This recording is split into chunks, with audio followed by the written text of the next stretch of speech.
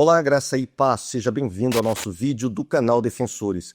Hoje estarei dando continuidade àqueles vídeos que eu estou fazendo, os recortes, sobre o terceiro vídeo ali, sobre o papado do senhor Lucas Lancaster. Tá? Se você não viu ainda, eu fiz o primeiro vídeo, o segundo vídeo, refutando ele sobre as suas justificativas dentro dos pais da igreja, dentro da patrística, para poder justificar o papado, para poder fundamentar o papado. Agora, este vídeo dele, nós vamos falar sobre os bispos africanos.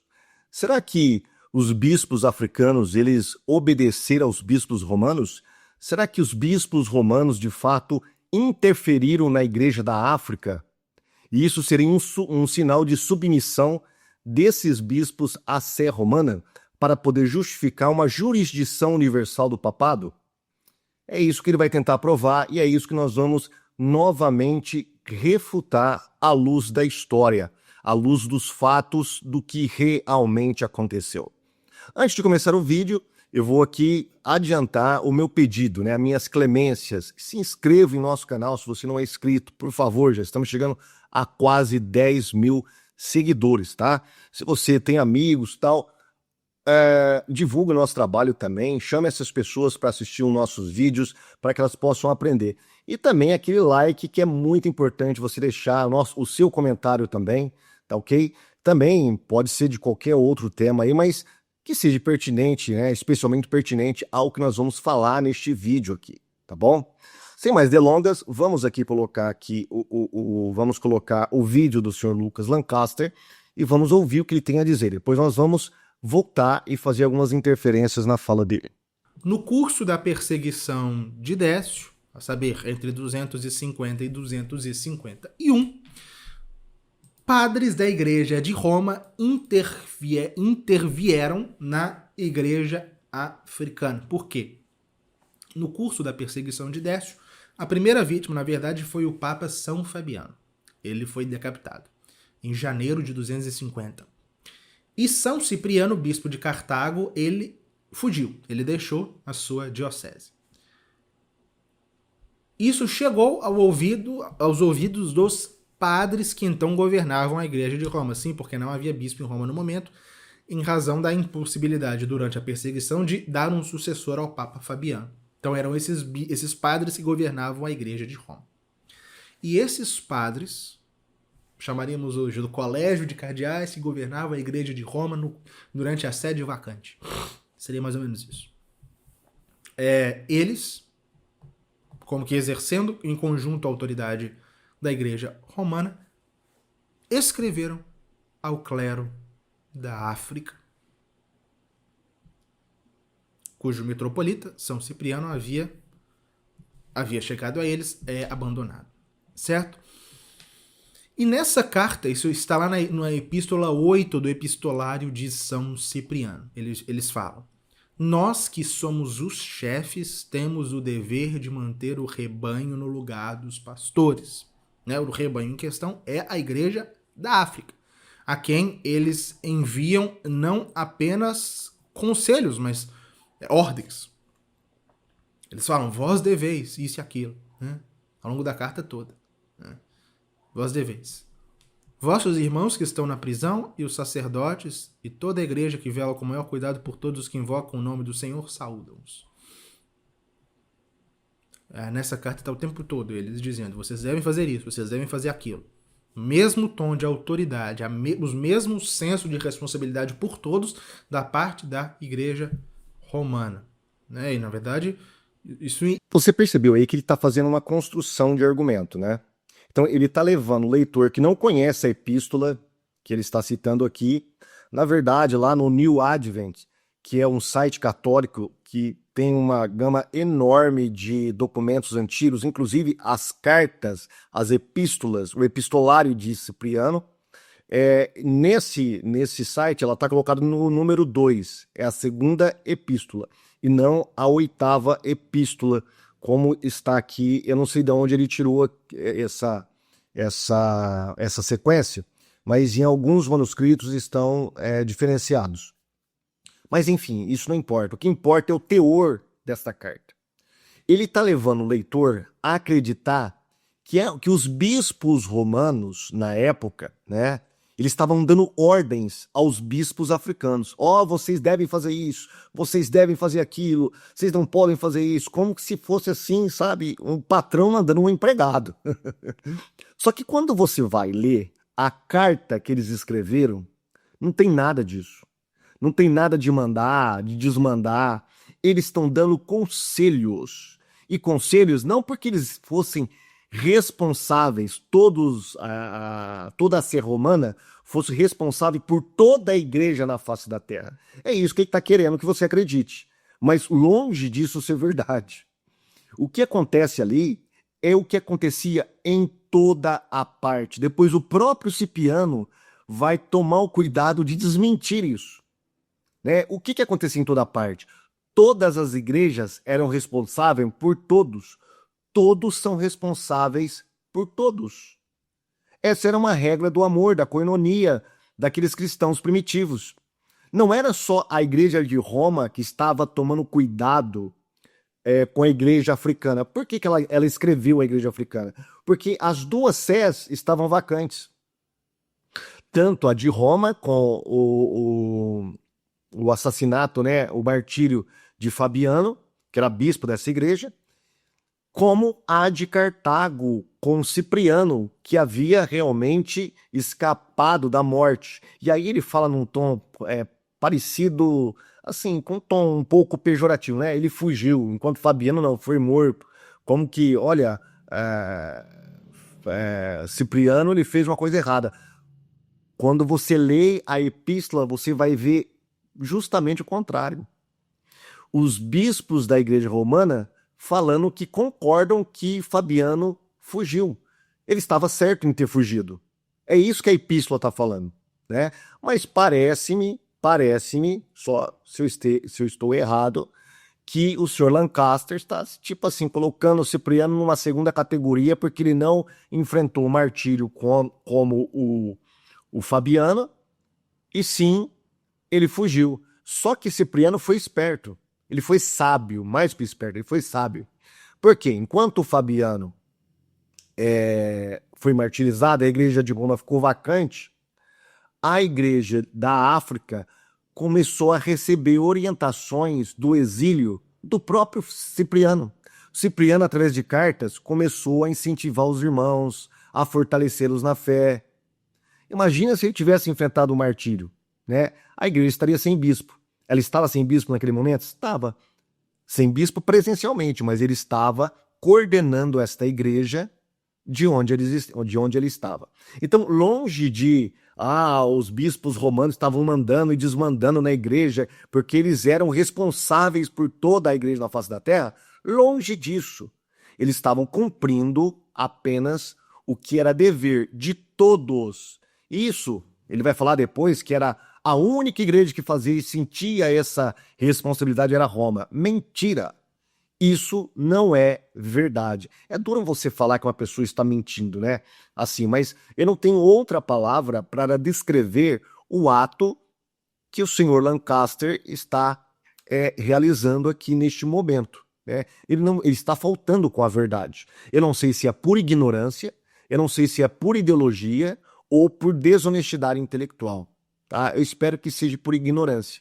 Mas sendo ele um historiador, é difícil ele não saber realmente da história correta do que se passou nessa epístola. Ou será que ele está citando apenas coisas de livros que ele está lendo ali, de uma cartilha, né, de uma apostila que ele está lendo da Igreja Católica, sem verificar realmente o que está escrito, as citações que ele está fazendo? É temerário isso aí, né? É de uma irresponsabilidade tremenda. Mas vamos prosseguir aqui, vamos ver o que ele vai falar. Isso inexiste em outros lugares nessa época. Apenas uma igreja local, que é a de Roma, afirma ser seu dever zelar pelas outras igrejas, por todos os que invocam o nome do Senhor, como diz aí. A única igreja é a igreja de Roma. Pouco tempo depois, terminada já a perseguição, o Papa, São Cipriano, ele pediu, isso está lá na sua epístola 67 do seu epistolário, ele pediu ao Papa São Cornélio que não recebesse o apelo dos hereges Basílides e Marcião. 2 hereges que ele condenou, pegaram um navio, foram para a Itália para apelar ao Papa. São Cipriano escreve ao Papa Cornélio pedindo que ele não receba esse apelo. Nessa carta não há a menor indicação de que o Papa não tivesse o direito de fazê-lo. São Cipriano simplesmente pede que ele não o faça.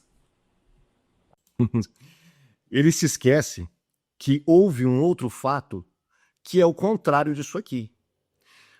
Alguns bispos espanhóis afastaram, a igreja lá na Espanha afastou os bispos. Esses bispos que foram afastados apelaram ao Papa, não é mais Cornélio, é um outro Papa, eu acho que Estevão. Apelaram a Estevão, tá? Estevão deu o aval falando que não, beleza, tal.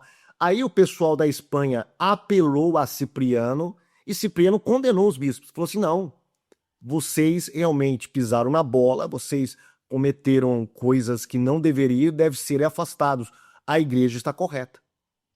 Enquanto enquanto Estevão estava dando um aval para os bispos, Cipriano, por um outro lado, quando recebeu as cartas da igreja lá na Espanha, mesmo sabendo da decisão de Estevão, condenou os bispos. Mas isso o senhor Lancaster não fala, não é? Agora, isso aqui era muito natural. Por exemplo, alguém que era depois, esse apelo que eles faziam à igreja de Roma vai ser condenado em concílio em Cartago. O próprio Cipriano vai falar que vocês não devem apelar à igreja além-mar. A igreja além-mar era a igreja de Roma, porque a África ficava aqui, bem de frente para a Itália. Tá? Aqui tinha o mar na frente. Então, além-mar, além do mar, a igreja que está além do mar, que era a igreja romana. A igreja muito conhecida, né, em toda a face da terra. Então, as pessoas eram excomungadas aqui, saíam e ia lá pedir para o bispo romano. Não só para o bispo romano, para outros bispos também, tá? Porque Roma era uma das sés. Então, quanto mais autoridade você tinha na sés, quanto mais bispos das sés que estivessem do seu lado, mais forte as suas reivindicações ficavam. Então, eles foram pedir, perderam aqui em Cartago, na África, foram direto para Roma. E de lá ia pedir para outros bispos também. Só que o que Cipriano faz? Fala assim, você não deve receber esse pessoal. Não deve. E aí depois, em um outro concílio, Cipriano e os bispos africanos vai decretar que está proibido fazer apelo a Roma. Isso o senhor Lancaster não fala, não é verdade? É claro, iria comprometer toda a teoria dele de de uma suposta jurisdição universal, de um suposto Papa no século III. Também São Cipriano escreveu ao Papa Estevão I, Santo Estevão I, Papa de 254 a 257, pedindo que ele intervenha no caso de Marcião, bispo de Arles, na Gália, que era do partido de Novaciano, o heresiarca cismático. O que São Cipriano disse? Está lá na epístola 68 dele. Seja dirigida por ti uma carta à província e ao povo de Arles, pela qual, na ausência de Marcião, outro seja substituído em seu lugar. Dar-nos a entender simplesmente quem foi constituído em lugar de Marcião, para que saibamos a quem dirigir nossos irmãos.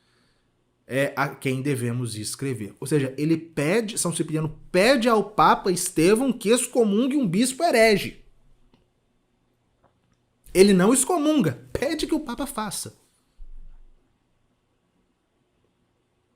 E ainda providenciasse para que um bispo católico o substitua e comunique a ele, a São Cipriano, quem foi escolhido. Para que ele possa manter comunhão com esse novo bispo de Arles. Bom, essas aí foram as justificativas dele, né? Então, quando você não conhece a história, você não vai nos documentos originais conferir se realmente é isso que está no contexto, Porque o que o Lancaster está fazendo aqui? Ele está fazendo recortes, né? Como a gente faz, né, nesses vídeos aí, os cortes. E muitas vezes os cortes são desonestos. A pessoa pega ali um pedacinho de uma fala ali e dá a entender uma outra coisa. Coloca um corte lá e lasca o pau em cima do coitado, né? O Lancaster está fazendo, lógico, dentro de um outro formato, a mesma coisa. Está tirando fora do contexto toda uma história que, se for vista dentro do contexto, ela vai dar um outro tom. E que tom era esse? Tá? O tom era que, na verdade, Cipriano estava ensinando Estevão. Estava ensinando Estevão. Por quê? Porque o bispo da Gália, o bispo de Arles, um dos bispos, escreveram a Estevão e escreveram também a Cipriano, as duas sés mais poderosas do Ocidente. Tá? Não foi só o bispo de Roma. Porque seria muito fácil. Se ele fosse o bispo universal, com esse poder todo, com essa jurisdição sobre toda a face da terra, o bispo de Arles escreveria apenas ao bispo de Roma, que estava ali pertinho, olha. É bem pertinho. A África estava do outro lado, além do mar. Estava lá do outro lado.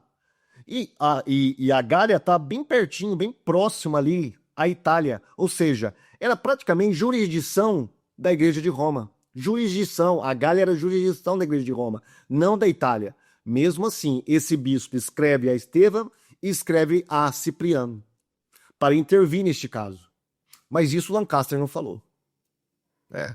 Isso ele não falou. É claro, vai comprometer toda a fantasiosa, o castelo de areia do papado que ele está construindo. Então, o que acontece? Enquanto que o bispo Estevão não responde, Cipriano responde para esse outro bispo. Né? E este outro bispo insiste com Cipriano para falar com o bispo de Roma, com Estevão, para tomar jeito. E o que Cipriano faz? Dá uma orientação. Ele precisa orientar o bispo romano. Tipo assim, meu filho, acorda. O bispo que está lá se uniu àquele que era rival da cadeira de vocês aí. E vocês não vão fazer nada. Tipo assim, ele está dando um choque de realidade no Estevão. Quem está dando ordem agora aqui é o próprio Cipriano. Mas vamos deixar aqui que autoridades católicas falem exatamente isso. Eu vou colocar aqui para você alguns slides, tá? De autoridades dentro do catolicismo. A primeira é de Robert Enoch, que é um historiador, um teólogo católico, tá? E ele vai falar exatamente isso que eu estou falando para você, tá? Para você não falar aí por fora, você que é católico, que isso é coisa, invenção de protestante. Primeiro que é só você olhar a epístola, tá? Confira as epístolas, toda ela, e ver se realmente é isso que o Lancaster está falando. Não é. O teor é completamente diferente. Mas vamos lá. Aqui nesse livro, A Ascensão do Papado, do Robert Enoch, na página 58, ele vai falar exatamente isso que eu acabei de dizer, olha. A perseguição em Roma foi igualmente devastadora. O bispo Fabiano foi um dos primeiros a morrer e a comunidade ficou 14 meses sem eleger sucessor. Nesse ínterim, um colégio de presbíteros chefiado pelo teólogo Novaciano, que depois esse Novaciano ele vai ser excomungado. E é esse Novaciano, junto com alguns outros bispos de Roma, que escreve essa epístola, que segundo o Lancaster é a 8 e na New Advent é a 2, aos bispos africanos. É esse Novaciano que ele não fala o nome, quem são esses bispos, mas o historiador católico fala quem que encabeçava o colegiado desses bispos, Novaciano, que depois vai ser considerado herege e antipapa. Tentou manter tudo unido. Uma das primeiras cartas do Corpus Cipriano, a Epístola 8, aqui, a Epístola 8 corresponde ao que o Lancaster está falando, realmente. Ele está citando ali. Foi escrito por esse grupo aos cristãos de Cartago, insinuando que enquanto Roma tiver um bom bispo, que não hesitarem em dar sangue por Cristo, os cartagineses deviam consolar-se porque o próprio bispo se escondera. Cipriano logo se defendeu, iniciando proveitosa troca epistolar com Roma. Então aqui você vê que a carta era para dar não era para dar ordens, é simplesmente para dar uma alfinetada, né, nos bispos africanos ali. Encabeçada por quem? Novaciano, tá? alguém que vai ser considerado herege depois. Pela própria Igreja de Roma, viu? Pela própria Igreja de Roma. Na página 62, ele continua, olha. A era de bons sentimentos não durou. A eleição de Estevão, esse Estevão foi um garoto problema, viu? Ele foi um bispo problemático, altivo, soberbo. O cara talvez foi o primeiro a utilizar Mateus 16 para tentar colocar uma certa autoridade sobre as demais igrejas. Só que os outros bispos, ó, deu um chega para lá nele, como a gente vê lá, sendo narrado por Eusébio de Cesareia, naquele problema lá ali da questão da Páscoa. A era dos bons sentimentos não durou. A eleição de Estevão como bispo de Roma em 254 piorou as coisas. Seus escritos não chegaram até nós, mas parece ter afirmado autoridade tanto no Ocidente quanto no Oriente. As repercussões da perseguição ainda se faziam sentir nos dois primeiros casos em que Cipriano entrou em conflito com Estevão. Tá? Então Cipriano não baixou a bola para Estevão, bispo de Roma. O cara realmente quis se impor. E Cipriano falou assim, meu filho, aqui não. Aqui não. Tá? É verdade que a sua igreja é uma igreja respeitada, tá? A cadeira de vocês é uma cadeira respeitável, tá? Tiver outros bispos muito bons, porém, você não vai meter o bedelho aqui não. Primeiro caso, 2 bispos espanhóis de Leão, Astorga e Mérida haviam caído durante a perseguição de Décio e sido depostos. Um deles apelou a Estevão para ser reintegrado. Pergunta-se que poderia o bispo de Roma fazer na Espanha naquele tempo? Ordenar a reintegração ou apenas recomendá-la? No meu modo de ver, apenas recomendá-la, né? De todo modo, o prestígio romano no Ocidente pesava, e realmente pesava mesmo, tá? Assim como, por exemplo, Constantinopla. Fiéis espanhóis, inquietos, escreveram a Cipriano pedindo conselho. Apoiado por um concílio africano, Cipriano disse-lhes para manter os bispos substitutos, pois a deposição fora legítima. Olha, ele está contrariando Estevão aqui. Enquanto Estevão fala assim, não, ó, beleza, você pode voltar lá, tranquilo. Cipriano fala assim, nada disso, a deposição foi legítima. Cipriano desculpou Estevão, alegando que este fora mal informado. Tipo assim, deixa eu limpar a barra dele, que o cara não sabe nada do que está acontecendo e ainda dá um veredito aí completamente fora de ordem, né? Assim, embora o prestígio de Roma fosse grande, Cipriano não hesitou em opor-se às decisões romanas, nem a persuadir outros a fazer o mesmo. Isso é um católico falando, gente. Não sou eu, protestante, tá? É um historiador católico falando. Tá? Aí ele vai falar um segundo caso. Segundo caso, na Gália Meridional, Marciano de Arles, que é esse último que ele trouxe para nós aqui, né, o Lancaster, mostrava-se implacável contra os Lápice, recusando-lhes reconciliação até no leito de morte. Lápice é aquelas pessoas que durante a perseguição não resistiram até o final, né? Se entregaram ali para os perseguidores. Na carta 68, Cipriano queixa-se a Estevão de que nada fora feito. Insinua que Marciano aliara-se a Novaciano. Cipriano censura Estevão por inação. Olha o que eu pus em negrito aqui. Isso está no livro do Robert Enos, que é um católico, um historiador católico, muito abalizado. Censura Estevão por inação. Parece que o Papa não podia depor diretamente Marciano, mas devia instruir os bispos gauleses a agir, tá? Por pressão, né? Apesar das declarações de Cipriano, linhas antes, conclui que conjecturar que, de fato, embora o bispo Faustino de Leão tivesse queixado a Cipriano acerca de Marciano, nem todos os bispos da Gália compartilhavam de sua opinião. Mais uma vez, ignoramos o desfecho do caso, mas Cipriano não tarda a dizer a Estevão qual é o seu dever. Qual é o seu dever? Um tom bem diferente do tom do senhor Lancaster, não é verdade? Aqui nós temos um historiador de verdade, né? Historiador de verdade que vai nas obras primárias e extrai o que é realmente verdadeiro nestas obras. Não é essa historinha fantasiosa que o Lancaster quer que você acredite. Aí ele vai citar aqui uma parte, né, dessa epístola de Cipriano. Olha, o vasto corpo de bispos, unido pelo vínculo da concórdia mútua e pela cadeia da unidade, de tal modo que se algum membro do nosso colégio tentar envolver-se em heresia e ferir ou devastar o rebanho de Cristo, os demais, como pastores úteis e misericordiosos, prestem socorro e reúnam as ovelhas do Senhor no único aprisco. E aí ele vai concluir essa citação de Cipriano.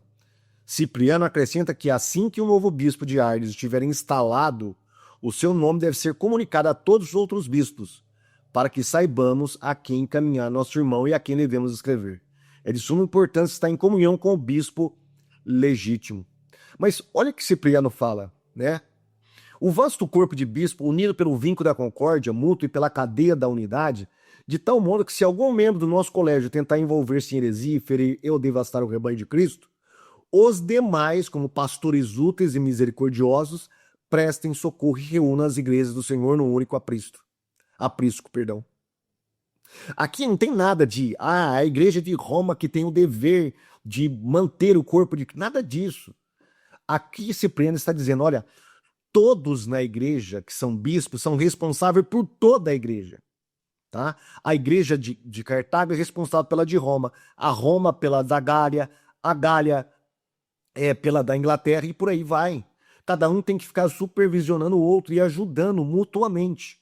Aqui você não vê superioridade. Aqui você não vê Cipriano falando, olha, não, é só a igreja de Roma que tem que intervir. Quando tem uma desavença, quando tem uma dissensão, quando tem um problema em certa igreja, é só o bispo romano que tem que dar o veredito. Não, aqui ele fala o contrário. Todos são responsáveis. Por quê? Porque a visão de Cipriano era de colegiado. E o que importava para ele não era a palavra de um bispo, era a palavra dos concílios, dos bispos reunidos em um concílio.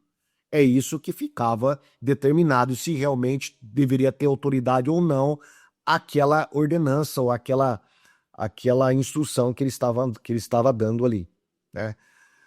Nada do que o Lancaster falou corresponde à história. Nada, nada, nada, nada, nada, né? Mas vamos mais aqui, vamos ver aqui. Nós temos um outro historiador aqui, que é o Klaus Schultz, tá? Primazia Papal, é um livro dele. E na página 46 e 47, ele vai falar sobre o caso desse Basilides e desse Marcial, que o nosso amigo Lancaster citou agora há pouco, tá? Como se Cipriano estivesse pedindo, olha, o Clemência, posso falar com o senhor, bispo de Roma? Olha, toma conta disso aí, tá? Não deixe esse pessoal aí ser aceito não, tá? Porque o senhor é o bispo que zela por toda a face da terra. Longe disso. Vamos ver o que ele vai falar. Para Cipriano, além disso, a responsabilidade por toda a igreja, toda a igreja, tá? Não é a igreja de Cartago, toda a igreja. E a solidariedade dos bispos podem, se necessário, ser exercidas contra Roma. Há um exemplo significativo desse fato na mesma época. O caso dos bispos hispânicos, Basílides e Marcial, ou Basílides, né? Durante a perseguição, esses bispos, embora não tivessem chegado a oferecer sacrifício aos deuses, obtiveram, mediante suborno, seus certificados de sacrifício, como outros muitos cristãos. Por isso, perderam crédito em suas comunidades e foram excomungados. Contudo, conseguiram o reconhecimento do Papa Estevão de Roma, graças à impostura e à falsificação dos fatos. Segundo relata Cipriano, que reagiu imediatamente convocando um sínodo africano que, contra a decisão de Estevão, advertiu as duas comunidades para que não aceitassem de volta seus bispos. Infelizmente, não sabemos como o assunto terminou. Aqui você não vê nenhuma sujeição, tá? Não há nenhuma sujeição, ao bispo romano, tá? E ele prossegue. O resultado essencial do século III pode ser resumido assim. A comunidade romana goza de um prestígio especial, que, entretanto, não é independente da solidariedade eclesial geral, na qual todas as igrejas são reciprocamente responsáveis umas pelas outras. A Igreja de Roma ocupa um lugar eminente dentro dessa solidariedade cristã geral e da colegialidade episcopal. Tá? Então a Igreja de Roma, de fato, era uma igreja forte. Porque era a igreja que estava na capital do império, era a igreja que dizia ter a fundação de Paulo e Pedro, era uma igreja que foi considerada uma igreja muito misericordiosa, né? Dionísio de Corinto, ele vai escrever falando que eles eram muito misericordiosos, bondosos, caridosos, né? Tanto é que Inácio, quando ele vai escrever a Igreja de Roma, fala que ela preside no amor, na região dos romanos. Então, naquela região onde a Igreja de Roma tinha sua jurisdição, né? Ela presidia no amor. Então, ela foi muito conhecida em todas as igrejas por essa característica, né? Então, era uma igreja realmente, tinha um nome e pesava o nome, né? Mas longe de ser uma jurisdição universal que o bispo romano mandava em todo mundo. Que isso? Isso aí não, isso aí é besteira. Tá? Isso é a fantasia dos apologistas católicos romanos.